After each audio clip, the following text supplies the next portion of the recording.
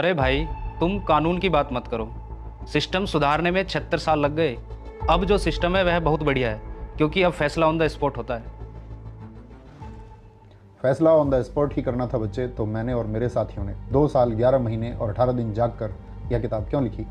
26 नवंबर 1949 को इसे लोकतंत्र का रक्षक क्यों बताया? पर बाबा साहब, वो वक्त अलग था। आज हमें संविधान से ज्यादा समाधान चाहिए। माफ करना, पर आपकी ये किताब कमजोर पड़ गई है, क्योंकि अपराधी छूट जाते हैं और गरीब तारीखों में पिस जाते हैं। संविधान कभी कमजोर नहीं हो सकता बच्चे, उसे चलाने वाले कमजोर या बेईमान हो सकते हैं। मैंने चेतावनी दी थी, संविधान चाहे कितना भी अच्छा क्यों ना हो, अगर उसे लागू करने वाले लोग बुरे होंगे तो वह अंततः बुरा साबित होगा। आज तुम जिस गुस्से में हो वो गुस्सा व्यवस्था के खिलाफ होना चाहिए था, लेकिन तुम्हें एक दूसरे के खिलाफ लड़वा दिया गया है। कोई नहीं लड़वा रहा, हम जाग गए हैं। हमें बताया जा रहा है कि हमारा धर्म खतरे में है, हमारी पहचान खतरे में है। खतरे में धर्म नहीं, खतरे में तुम्हारा विवेक है। मैंने सपना देखा था हम भारत के लोग, we the people of India का, लेकिन आज कहीं हिंदू है, कहीं मुस्लिम, तो कहीं दलित है।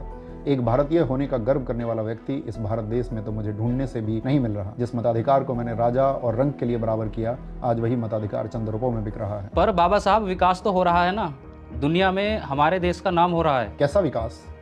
ऑक्सफैम की रिपोर्ट कहती है भारत की 40% संपत्ति सिर्फ 1% अमीरों के पास में है।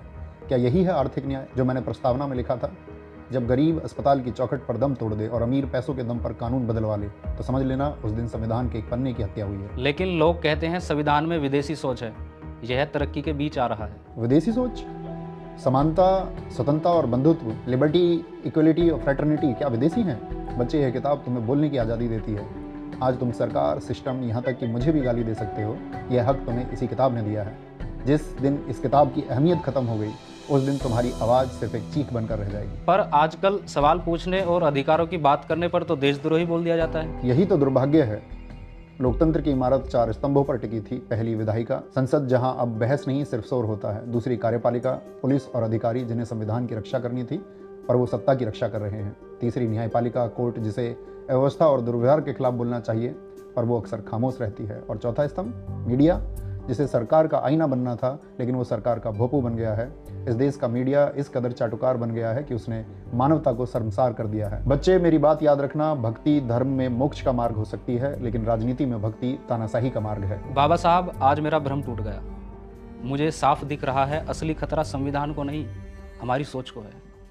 यह लड़ाई किसी पार्टी के खिलाफ नहीं, अपने अधिकार और वजूद बचाने के खिलाफ है। मैं वादा करता हूं, अब मैं भीड़ का हिस्सा नहीं, संविधान और लोकतंत्र का रक्षक बनूंगा। जिस दिन इस देश के लोग और युवा दूसरे के सारे पर नाचने से इनकार कर देंगे, उस दिन भारत के संविधान को कोई खतरा नहीं होगा। जय हिंद, जय संविधान।